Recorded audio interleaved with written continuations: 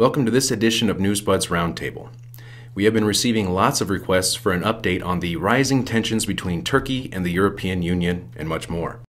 I was scandalized by what was said coming from Turkey, on the Netherlands, on Germany and on others. Today we have a panel of top experts to break down the latest news and developments while providing you with expert analysis. Introducing today's panel of experts, we have an award-winning geopolitical analyst who is also a strategic risk consultant, a professor, and an author. His most recent book is The Lost Hegemon: Whom the Gods Would Destroy, Mr. William Engdahl of WilliamEngdahl.com. We are also joined by the host of the Russian newspaper Monitor, Professor Filip Kovacevic. Professor Kovacevic is a Newsbud senior analyst and commentator with expertise on Russia and the Balkans. And of course, we have the founder and editor of Newsbud, Sibel Edmonds, who is considered one of the top experts on Turkey. Sibel, we have so much to cover here. Where shall we begin? Thank you, Spiro.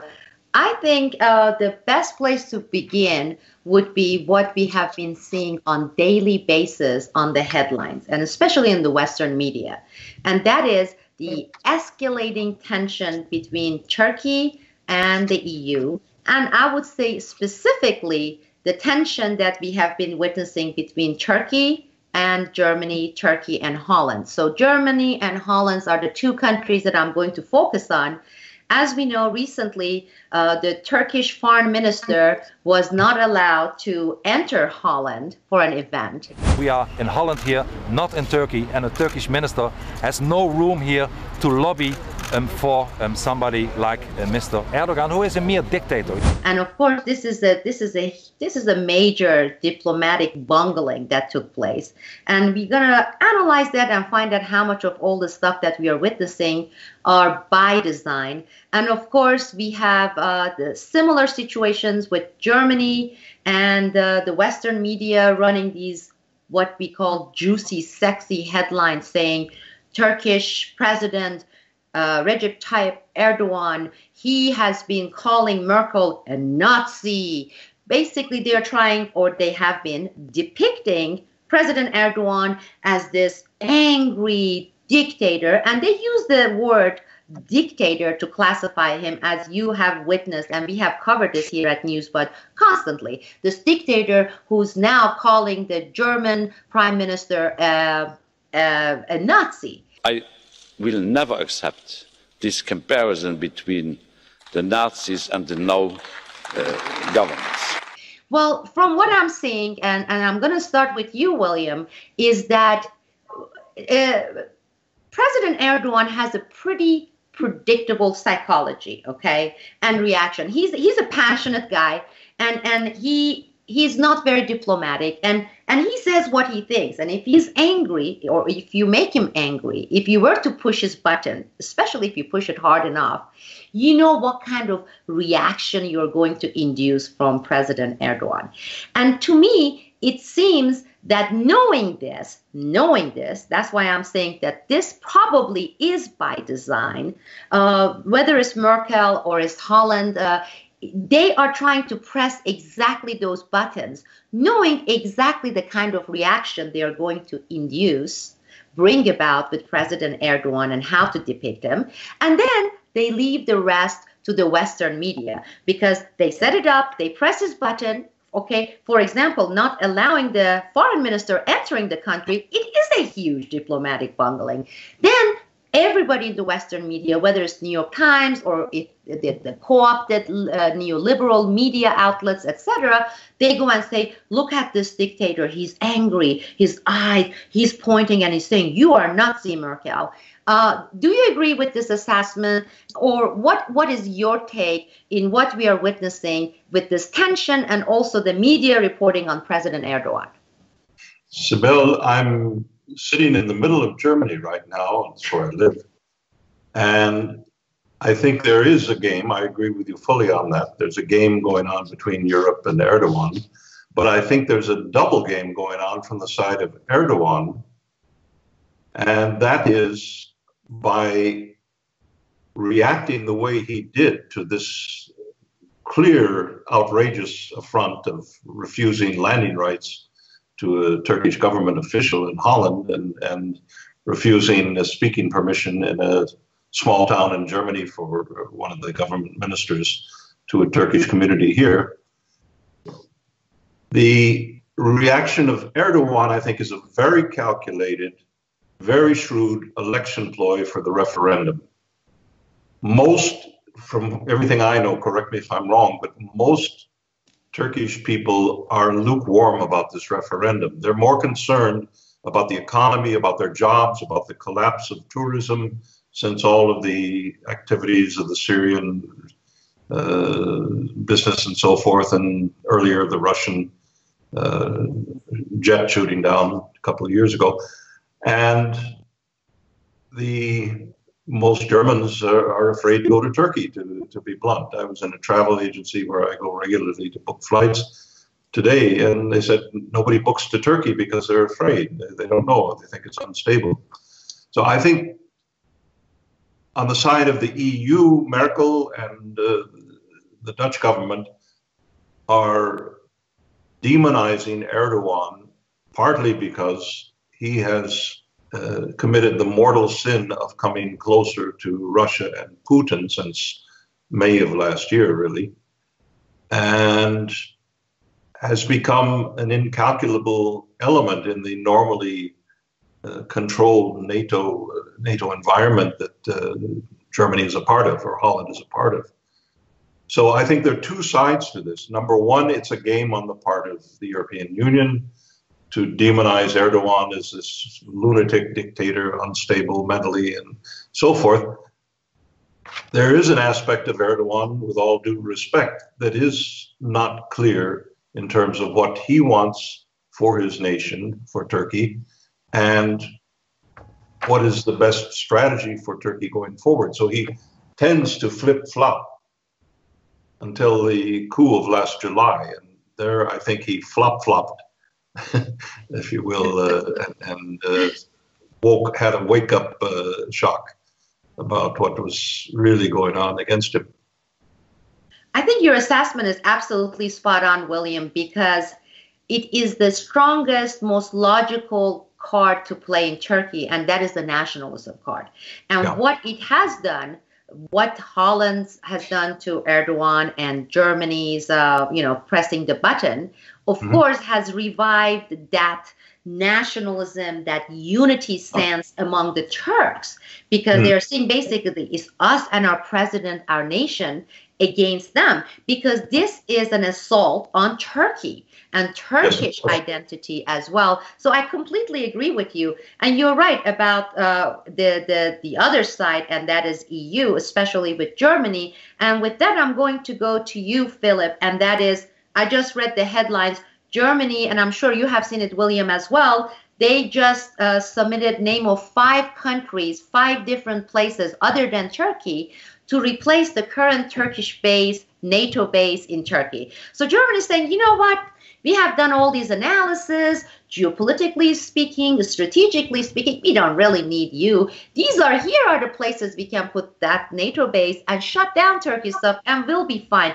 What is happening here, Filip? Are they playing this hard to get thing, saying, even if you were to kick us out and side with the Russians, because that was part of the conversation last summer, that they may shut down NATO base, or they may allow Russia to operate out of the base, NATO base in Turkey. Now, how about this? And this is the first time I'm seeing the EU, the West, putting it so bluntly, saying, here are the other 5 countries we can put this base, and say, we don't need you, Turkey. Filip? NATO needs Turkey. Looking back, in my opinion, NATO planners had an idea to start a war against Russia by using Turkey. That was a grand plan. And this plan did not work out because the coup against Erdogan did not succeed. And so Erdogan realized at some point that he had become a tool, and Turkey as a country was supposed to be destroyed in a war against Russia in order for some circles in Western Europe and the United States to benefit. And Erdogan, in my opinion, at the last minute realized that. And I also think that to some extent, the Russian intelligence services helped him to avoid being overthrown in July. But beyond that, what we are seeing in Europe is the collapse of a grand geopolitical vision of the European Union. And I compare the situation in Europe today geopolitically to the situation in Europe at the end of the 1980s, when another big geopolitical project, the Soviet Union, collapsed.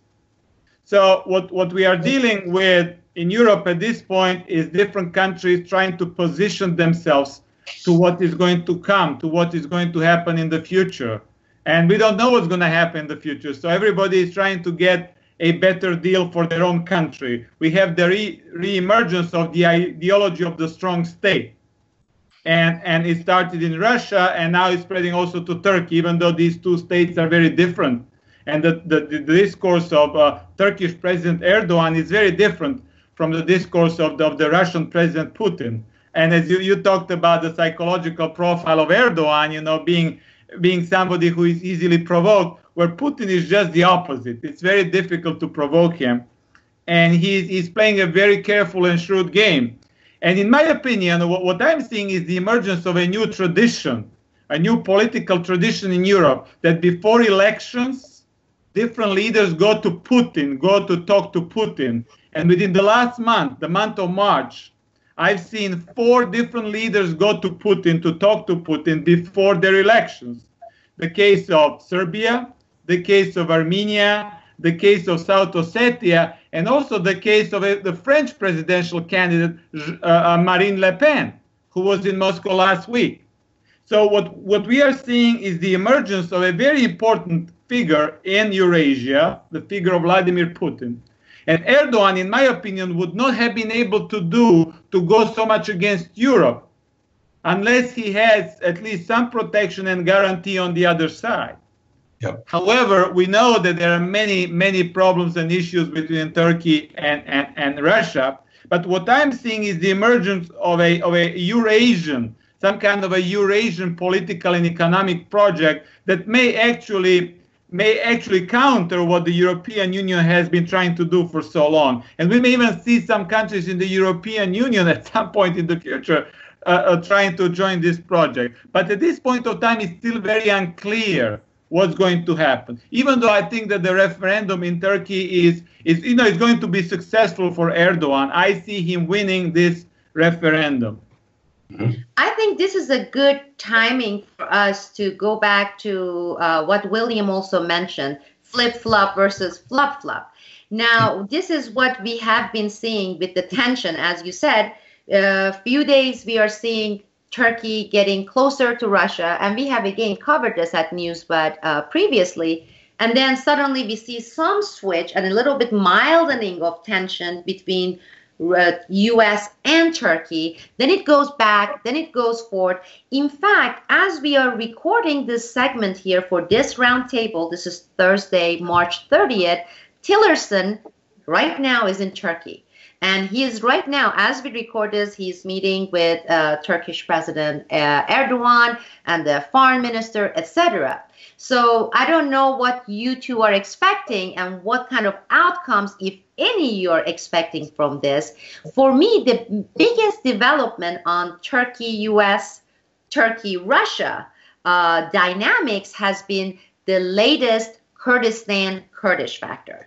And I want to take both your analysis on this, because it was surprising, or at least Turkey has been acting surprised, to see Russia stepping in and actually providing some support to certain Kurdish factions in Syria, which, as we know, that is one of the very, very touchy, sensitive spots with Turkey.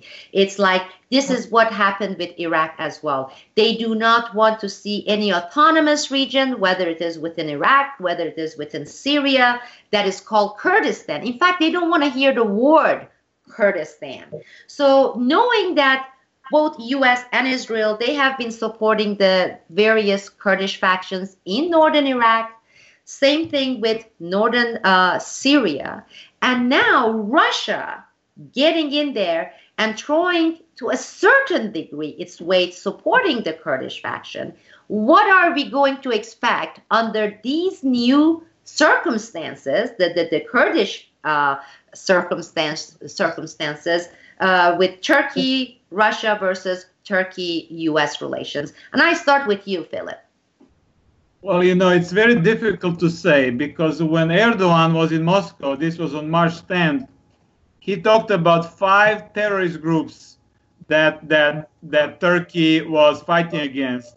One of them was ISIS, the other was Al-Nusra, and here, of course, with Russia, there's a perfect convergence. But then he mentioned 3 others. He mentions the Democratic Union Party, which is the Kurdish party. He mentioned the People's Protection Unit, the YPG, the Kurdish faction, and he also mentioned the Gulen Fetho movement.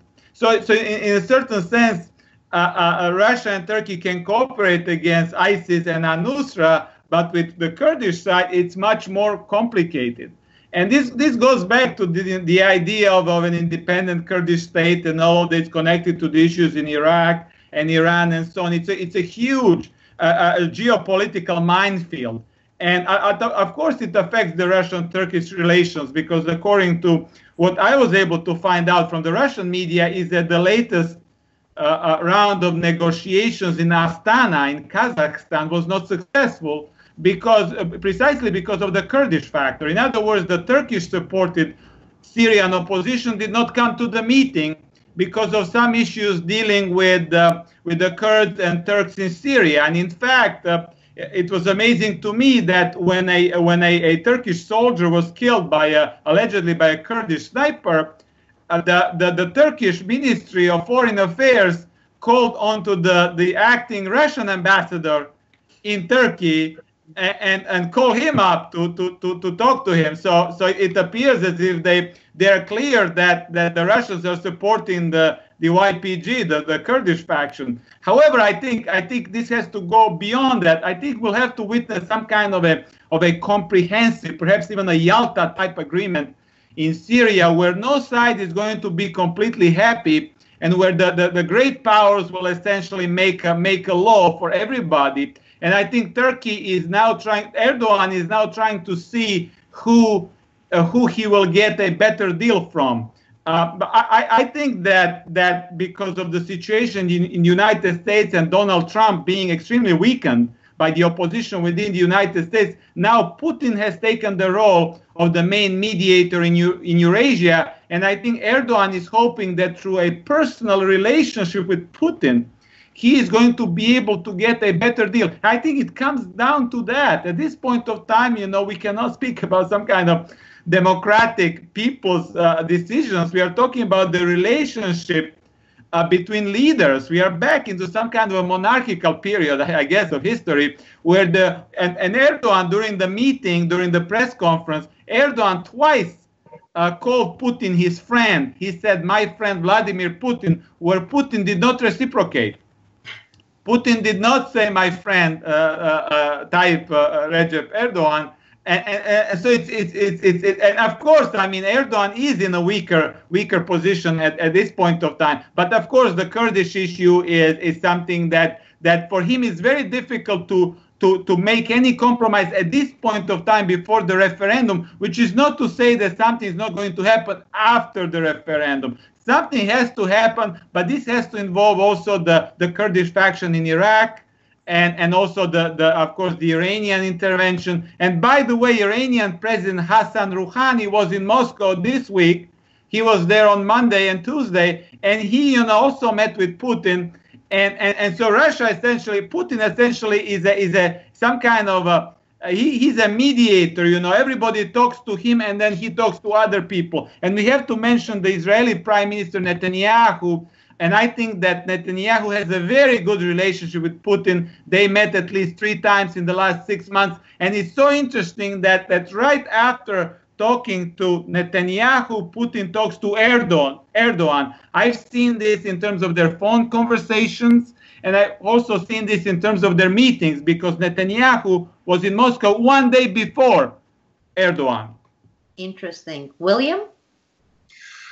Well, I think from the standpoint of Russia, they've been clear from the beginning, since the September 30th decision to intervene on the behalf of the Bashar al-Assad government's request, the legitimate government of Syria, as Russia, Lavrov, and others continuously stress, that they do not want a balkanized Syria. They want an integral, intact Syria. And were they to be soft on the Erdogan military push into Syria, into the Kurdish areas of Syria, that would set a precedent for the carving up the Brookings Institution plan or the RAND Corporation or any one of 100 think tanks in Washington that have been fiddling around with the carving up of Syria for decades. And I think the Russians are very clear that they do not, if at all possible, want to open that door. And that's what was made clear from Putin to Erdogan. There's also all sorts of negotiations on the military level, the S-400 anti-missile defense batteries that are the most sophisticated in the world, bar none, that the Chinese buy them, that other countries, and that the U.S. cannot counter it. So Erdogan has expressed an interest in purchasing something of the S-400 system from Russia. There's the Turkish Stream gas pipeline going through Turkey into the border of Greece and the European Union. There are a number of considerations that make Erdogan think twice about cavalierly chucking any request of Russian President Putin to the side. So it's an extremely complex, it's not a three-dimensional game of chess. It's probably at this point a five-dimensional game of chess that Putin, Erdogan, Bashar al-Assad, the Iranians, the US are playing right now. And the problem is the Trump presidency is there. I don't call it a presidency. It's a Trump project. Donald Trump is a cipher. There's nothing upstairs. He's just an actor who's given some lines to read, but he has turned over, according to reports coming out of Washington, he's turned over the military decisions to the generals to decide what they do in Syria. And they're bringing boots on the ground into Syria, something Obama repeatedly blocked for whatever reasons, not particularly good reasons. Obama was a catastrophic president in terms of American national interest. But the Trump project and the backers of Trump, the deep state, and there is a deep state in the United States, make no bones about it. The deep state didn't roll up and die when Donald Trump was elected because he said, I'm going to, clean up the swamp, drain the swamp, and make America great again, and so forth. There's so many American friends of mine, intelligent people, who believe the rhetoric. It's just garbage. Look at what the people appointed by Trump are doing. Wall Street, Goldman Sachs is running the finances of the Trump administration. Now, that's certainly the swamp if I ever saw one. And 4 generals are in key positions: Homeland Security, National Security Advisor, the Defense Secretary, and so forth. And it's unprecedented. The American tradition is always a civilian defense secretary to counteract the military, who are trained to make war. That's their bent. So now the warriors are in charge on the military side. And Trump says, go in there and kill ISIS. Talk about a recipe for expanding terrorism through the world. That's it. That's what we did, David Petraeus in Iraq. It worked beautifully. It created terror all over the place. So the geometry of this Syrian situation, I don't see any near-term resolution of it that's going to be satisfactory to the people of Syria. I'm sorry to be on the pessimistic side, but I think not Russia, not Iran, not Hezbollah, not Syria are going to be able to put Humpty Dumpty back together again. And I don't think the U.S. is going to succeed in its mad agenda. There's another aspect of this, and that is that an oil company called Genie Energy, in a place, I used to live in New Jersey, I studied there, Genie Energy of Newark, New Jersey, hardly the Houston, Texas of the oil world. Well, Genie Energy has an Israeli daughter company that a year and a half ago discovered what they said on Israeli television was one of the largest finds of oil in anywhere in the world in recent years. And that oil find is in the Golan Heights of Syria. This is UN recognized, UN Security Council recognized Syrian territory that Israel illegally occupied during the '67 war. And in 1981, de facto annexed and applied Israeli law, Israeli settlers and so forth, when Syria was too weak to do anything about it. So now Netanyahu went to Donald Trump. You know, not everybody is going to Putin. Netanyahu went to Donald Trump also and said, and this wasn't covered in the CNN account of the thing, he said, Donald, or the Donald, I don't know how he addressed Trump, said, I want you to recognize the de facto legitimacy of Israeli occupation of the Golan Heights. Nobody talks about Genie Energy. And the board of directors, the board of advisors of Genie Energy includes someone you've heard of, the former head of Halliburton, called Dick Cheney.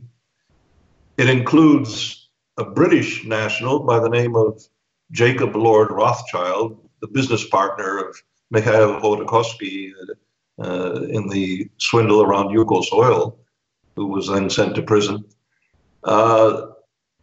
It includes Larry Summers, the corrupt former Treasury Secretary who was responsible for the rape of Russia, as you know, Philip, very well, with his Harvard boys. He ran that whole stable of economists, Jeffrey Sachs and the others, that some of them were convicted, and Harvard University had to pay a huge sum to the courts back in the 90s or the early part of this century. And this energy company has an Israeli subsidiary, and they're drilling for oil in the Golan Heights of Syria, but Israeli company. So the complexities of this, to say nothing of the Israeli natural gas, the Leviathan field, that Israel has had a huge problem getting investors to fund it, and the pipelines and so forth, and getting the gas to Europe or to other destinations. So through Turkey or other places. So there are huge complexities here. Certain families in the United States have had their eye on occupying Syria for decades, I think going back to World War II. There are certain families who control the deep state policies of the United States. The Rockefeller family, the Bush family, now D. Rockefeller is D-E-A-D, but David, I mean. But their goal is military occupation by the United States of the oil riches, as Dick Cheney called it in a speech in 1999 in London when he was head of Halliburton. He said, the Middle East is where the prize ultimately lies, and the problem with the Middle East oil is that it's in national government hands. It's not in private hands.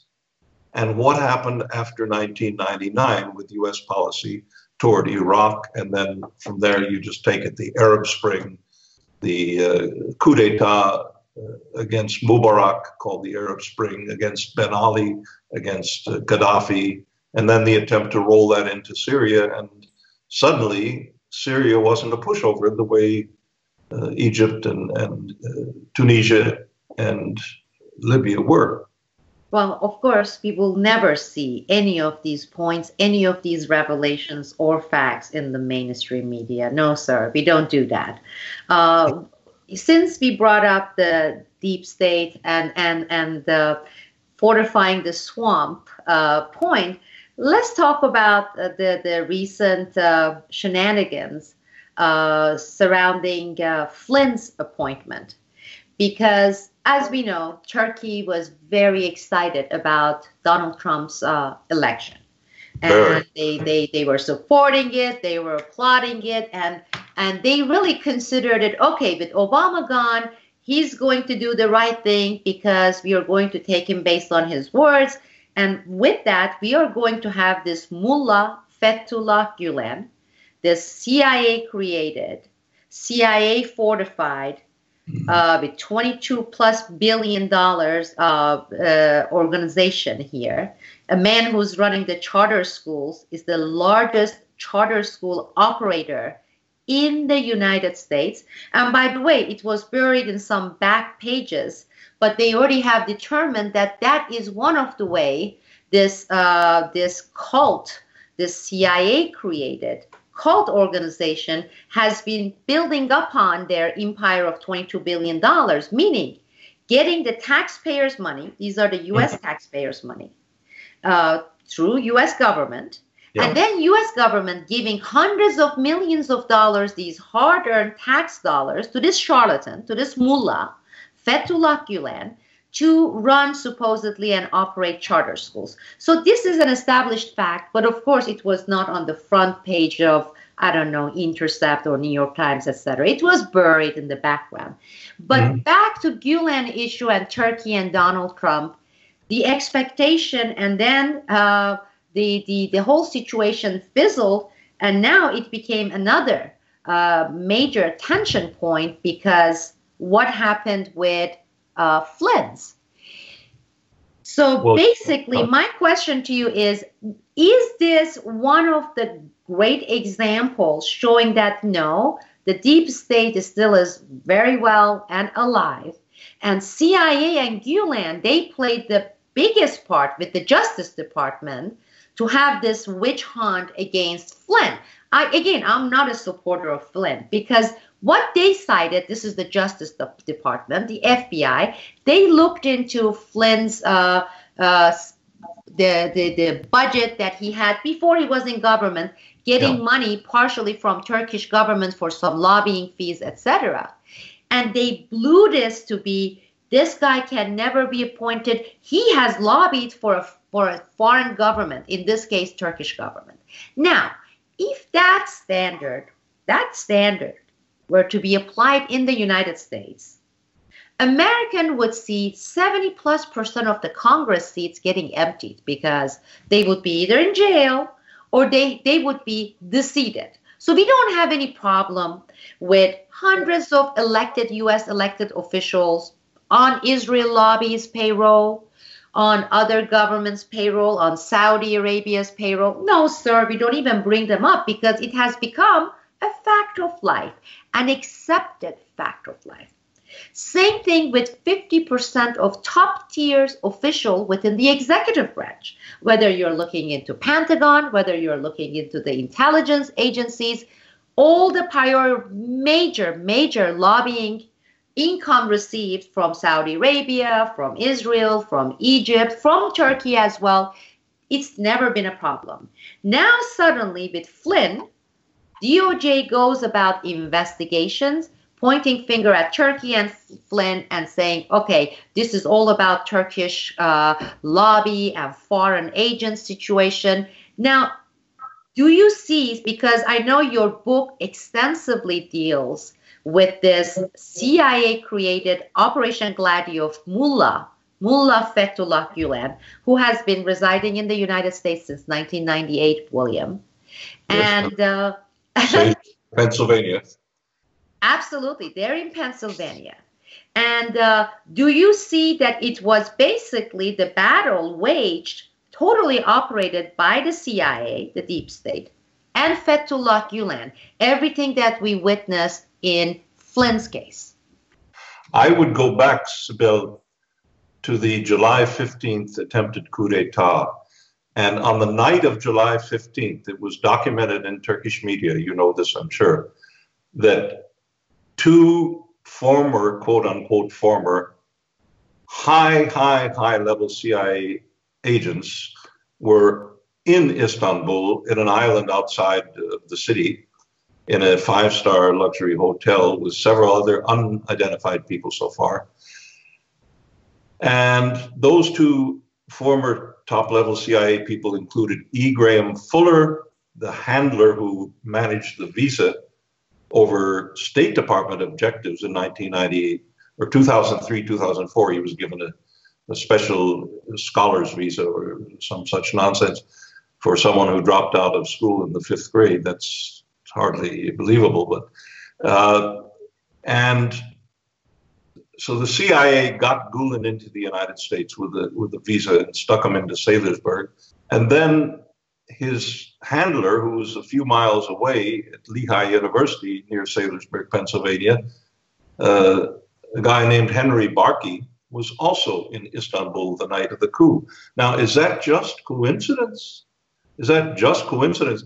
And when I identified that in an article that went online shortly after that and was covered widely in interviews I did in the Turkish press, because as you point out in The Lost Hegemon, I go through in great detail the history of the CIA-Gulen relationship. In part, great thanks to you for giving me some major leads on that. But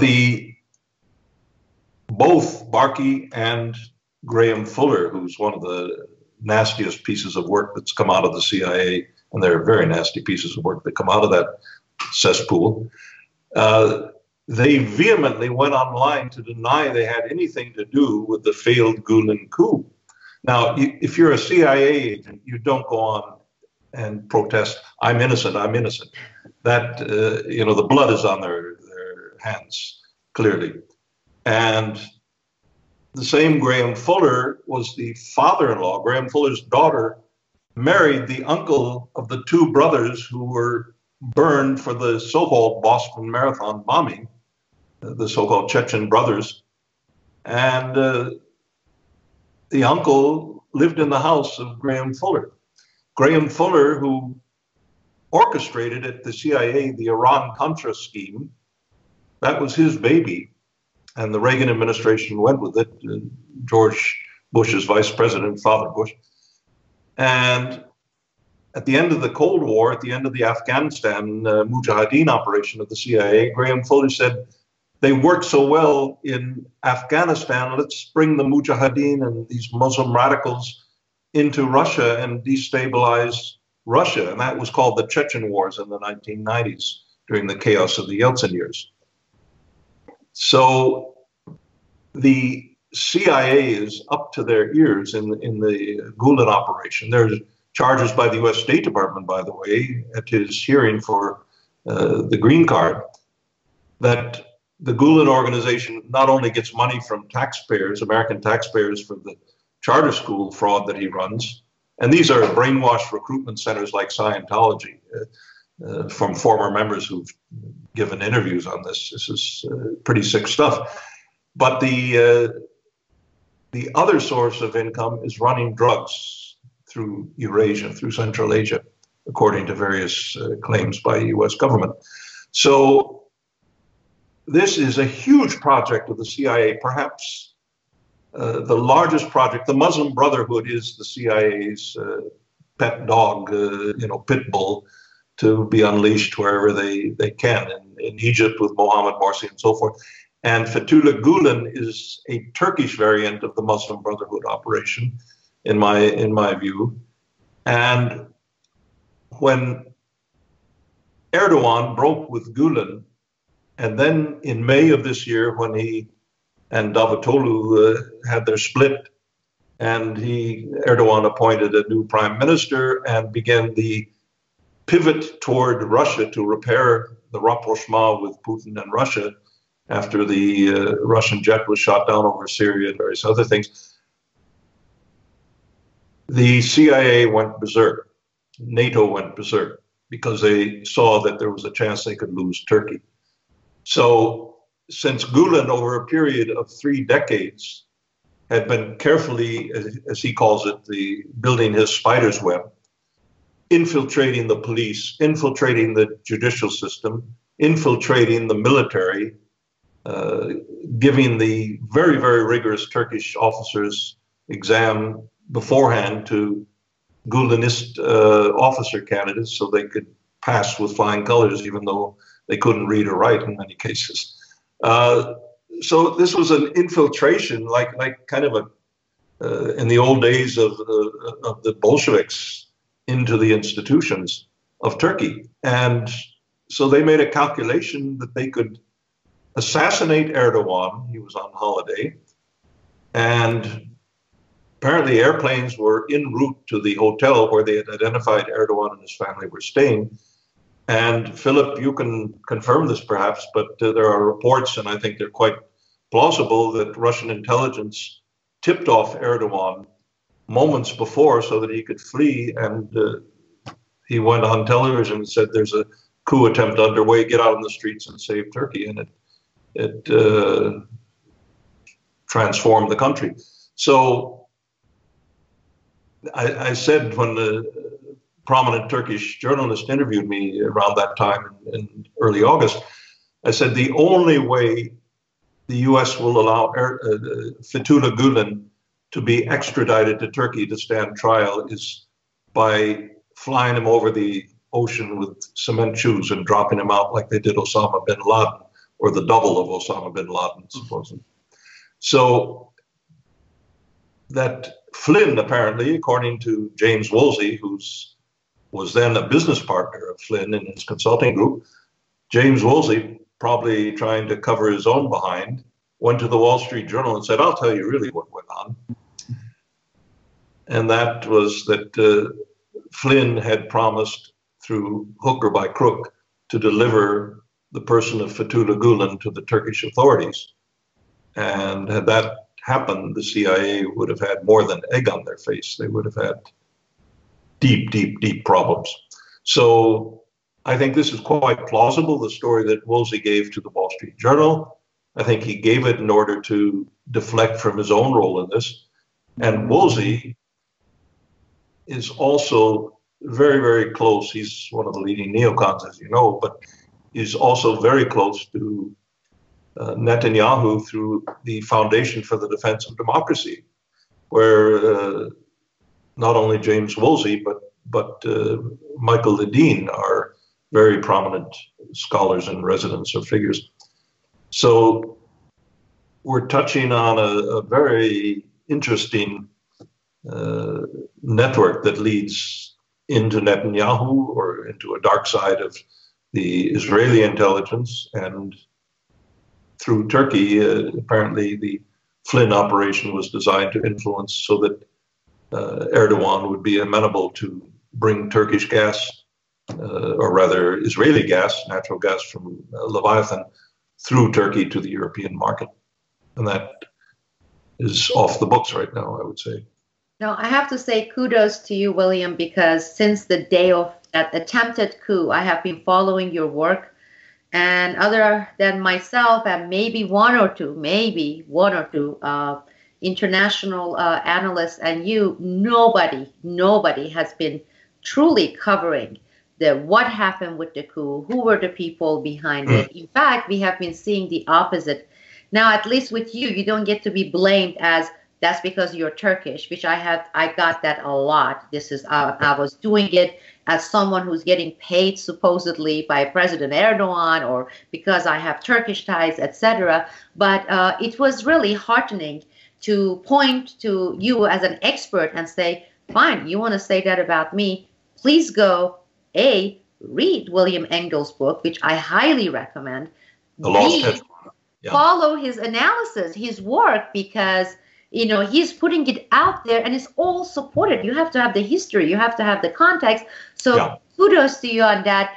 And looking at the time and coming to this end, we have to wrap this up. And what I want to do, I want to go back to the Turkish referendum and get this prediction. For some reason, I like this prediction ending because A, it's fun. B, it gives us the opportunity, or more reasons even, to reconvene after the results of the referendum is out there and is on the ground, and then we can analyze that. And I'm going to start with you, Philip. I know that a lot of this referendum has to do with Turkish internal politics, and the way the power structure works, it gives more power to the presidents in some cases, not in all cases, but also, as President Erdogan has been emphasizing over and over, this is also going to be on Turkish public's position on EU. I mean, Turkey has been on the line, standing there holding a number saying, we want to be part of the EU, we want to be part of the EU.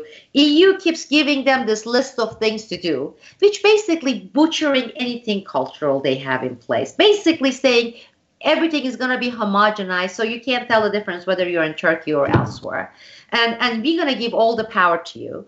But now, lately, especially since this attempted coup, we have been seeing this shift in paradigm in public's outlook. I'm talking to more and more Turkish people who say, screw that, we don't want to be part of EU. I mean, we want to preserve our autonomy. Now, I haven't talked to 60, 70 million people. Now, we are looking at the, let's say, voting population of at least 45, 50 million. What do you expect to see, especially on this EU issue, Filip, with this coming referendum in 2 weeks from today? But I'm amazed that anybody can believe that the EU is going to expand. The EU is going to shrink. The EU is falling apart. The time of the EU is over. So any talk about the EU for Turkey or for any other country in the Balkans is just a political deception by different politicians. And so what we are seeing at the same time is this convergence between the ideology of the strong state and the rise of populism. The idea that national sovereignty has to be defended. And 20 years ago, people were talking about the nation state is gone. We are all going to be living into these regional or supranational organizations, and the nation state is going to go the way of the horse cars and so on and so on. This is not going to happen. However, the defense of national sovereignty should not be a goal in itself. It is not a goal in itself. It is only a means to ensure that a population of a given territory, of a given country, is defended from the international globalist predators, from the people who have privatized the instruments of the state. And Professor Engdahl talked about them. I mean, most of what goes on for policy in any country of the world, including the United States, has been privatized. It's being done for private interests. And it's high time for the public. And I'm seeing that in the United States, but I'm also seeing that in the Balkans. In Russia, it's a little bit different, because Russia from the beginning has had a tradition of the strong state, of the state having to protect the citizens. Whereas in the West, there is a liberal tradition of having a minimal state, of saying to the state, get out of my life. So we are facing with two different ideological and value frameworks. However, to go back to the issue of the EU and Turkey, so any referendum against the EU in Turkey is going to be successful, and Erdogan is going to win this referendum. I'm sure of that. However, I also think that there is going to be a big crisis before April 16th, and it's going to involve something happening in Turkey or in Europe that's going to be big. In other words, there's going to be a last attempt to derail Erdogan. Because think about the referendum April 16th and the French presidential elections at the end of April, and then if there is a second round, the beginning of May, if Marine Le Pen wins, and I think she has a very good chance of winning, the EU is going to be hit from all sides. And so in order to prevent this from happening, to push against the tide of history, the other side, the deep state, may organize something big in Europe. This may have to do with the refugees. We did not mention the issue of the refugees, of the millions of refugees in Turkey, who may again be going toward Europe. So that's another issue that may affect Germany, may affect Western Europe, and so on and so forth. So we may see something big, I think. However, I think Erdogan, even though he is going to be under pressure, so the pressure against him is just building up. You're right, Sibel. We'll see more and more attack on him and his personality. He's going to be compared, ironically, he's going to be compared to Hitler, even though he's saying that the other side is the Nazis. So that's gonna be this war of metaphors that are completely meaningless and serve only for public consumption to stir up emotions. So I think there's going to be a big crisis. It's going to affect Erdogan. It may affect his relationship with Russia. There may be some soldiers getting killed, some planes being shot down, some kind of a big attack, perhaps even in Ukraine, connected with nuclear power plants and things like that. In the Black Sea, some kind of the incident in the Black Sea.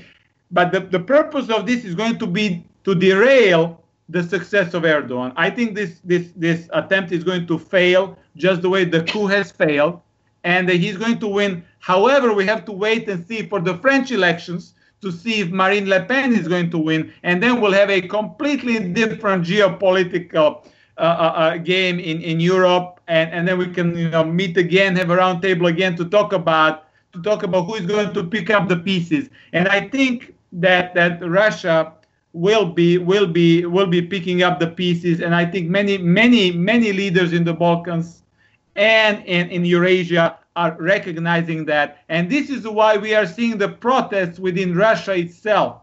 So Russia itself is also being destabilized, and I'll talk about that in my next edition of the Russian newspapers Monitor. William, the outcome of referendum, your prediction, especially on the EU situation? Well, I pretty much agree with what Filip said. I think the way that the Dutch and the German governments have reacted to Turkish ministers in the last 2 weeks or 3 weeks, as we talked about at the beginning today, has allowed Erdogan to greatly galvanize the population on a nationalist basis, that this is, we have to stand up for Turkey, we have to have a strong voice, a strong presidency. Today, I have a message for the Turks. Your government is fooling you into believing that one day you will become a member of the European Union. Well, forget it. You are no Europeans, and you will never be. Before that, it was, according to the opinion polls that I've seen in the Turkish voter sentiment, it was neck and neck. It was very, very close, too close to call. So I think it's quite much more likely now that he will carry the referendum. The X factor, as Filip points out, is, and this I don't at all rule out, that something very dramatic will be engineered, like they engineered the attempted coup on July 15th, to try to destabilize the whole Erdogan situation, especially the cooperation with Russia, because today Turkey announced that they were withdrawing their Turkish troops from Syria, a surprise announcement that caught many people off guard. But that came after Russia's adamant stand on not allowing Turkish military victories in the Kurdish areas against the Kurdish forces. So very, very fascinating developments going on. The future balance of world peace or a catastrophic total war hang in the balance of this. It could go in many different directions, but I have the feeling that the American deep state is losing its ability to achieve effects worldwide. And that is the reason that after Obama, they put Donald Trump in there to rev up the population for a huge war, to make them aggressive, make them want to kill and so forth. And I don't think it's going to work. They're failing everywhere. You know, the deep state is a catastrophe. And of course they can inflict a lot of damage, but to create this global march toward globalization, what David Rockefeller before his death called the New World Orders and One World Government. I'm proud to say that I'm behind that, he said in his memoirs. That project, globalization as they see it, is being shattered, not by Donald Trump, it's being shattered by reality. China is building the greatest infrastructure project the world has ever seen, the One Belt, One Road. They've invited Turkey to participate in that. They have incorporated Iran into that, incorporated Russia into that, as you know, Philip. And by linking the landmass of Eurasia, this is Halford Mackinder 101, the father of British geopolitics, going back to World War I. That, as Brzezinski warned in his book, The Grand Chess Game, that is the one force that can trump, no pun intended, the power of the United States, eclipse the hegemony of the great superpower. And that's one reason I titled my book, The Lost Hegemon. And on the cover, if you look at it, there's a tattered flag that allegedly was recovered from ground zero at the 9/11 site of the World Trade Towers. And that really is the state of America today.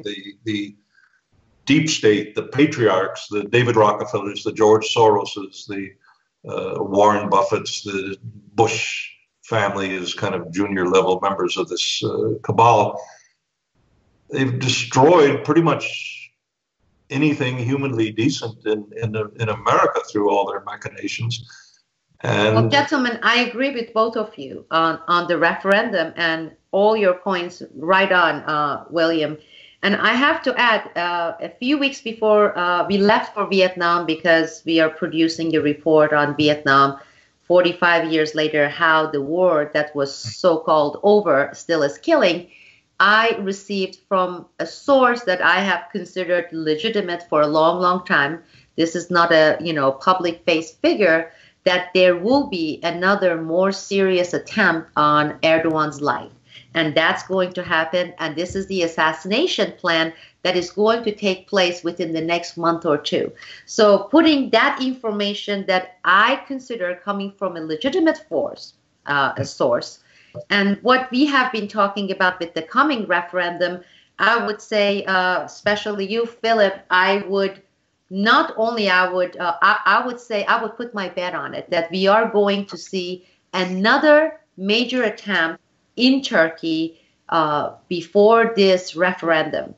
And this should come as a wake-up call for people in Turkey, for everyone there.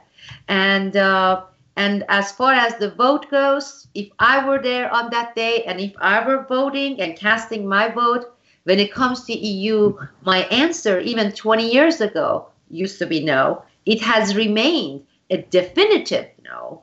And today it's a even more stronger, much stronger no today. Anybody who values, the nation's own culture, their own norms, their own heritage, by looking at what it means to become part of this shrinking, losing entity, anybody with any common sense cannot consider, should not consider any other answer than this definitive, strong no. Spiro? Well, that concludes this edition of Newsbud's Roundtable. I'd like to thank our guests, Mr. William Engdahl, Professor Filip Kovacevic, and Sibel Edmonds for this excellent in-depth analysis. And we will continue to monitor these delicate situations and developments as they unfold. And I definitely think that a part 2 of this episode is in order to follow up on the post-referendum developments and to see how our panel's predictions fared out. So stay tuned to newsbud.com for more coverage. And don't forget to support this broadcast. Newsbud is 100% people-funded, and we thank you for making this possible.